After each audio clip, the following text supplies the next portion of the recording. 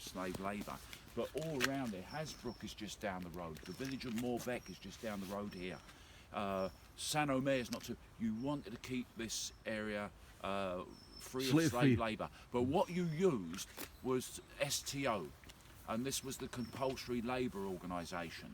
And of course, what happened was that they called up French youth to provide the labour. So what would happen is I'm Dad, and this is my son Richard.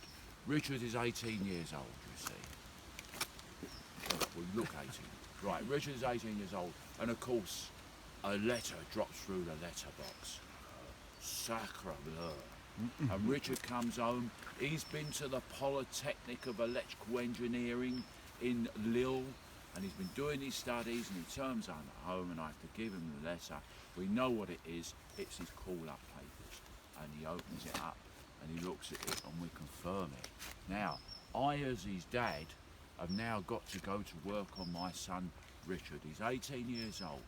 Now, what I've got to do is explain to him how he makes out he's got a bad back. He's as blind as a bat, and I get him a pair of glasses which have got odd lenses in, and he looks rather strange. You suffer from hemorrhoids, Richard. All right, if I can get him to fail that medical, I will. Now, what I've got to turn him into, this is Jekyll and Hyde. I've got to transform him from what he is now into John. to try,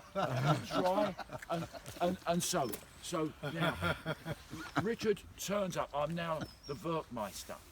Richard turns up here, and I'm looking you all up and down, and I'm thinking to myself, right, and I look at Richard, and he's standing there looking like John now, and I think, well, he's not much good for anything, so I'm going to put him on concrete laying.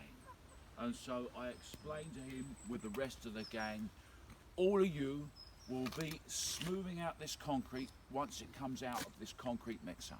These are the tools. The leading hand will show you how to use the tools. You are not to get any ferrous material in this concrete. It's got to be pure concrete.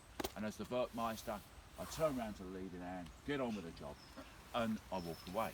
Now, he's been to that electrotechnical polytechnic in Lille, so it's going through his mind. Why no ferrous material? Got to be something to do with electromagnetism.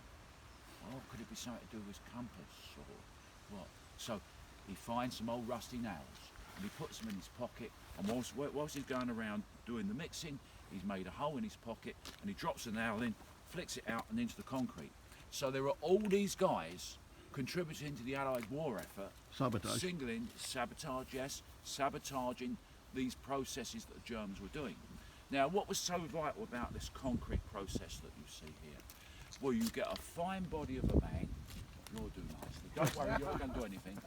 This is your technician, your whatever the expression, Dorksbrook technique and all that cable Germans talk about. Anyway, he comes along with his toolkit and his instrumentation, and of course, it's the final stages of the assembly of this V1 pilotless aircraft. He's got to work on that equipment on the inside, the fine clockwork mechanism, getting the range correct, etc., making sure it's going to fly straight towards London. And of course, he's assuming whilst he's doing all these adjustments, that concrete is ferrous free. But of course, what it's doing is it's putting it off slightly. It's not going to be on target. Knocking the navigation out. Well, this is it, precisely that.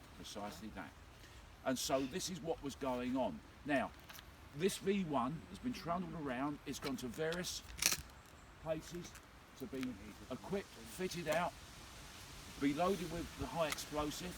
And of course, the last thing you want to put on is the wings, so you don't damage it in the final transit down to the launching site. Follow me, please.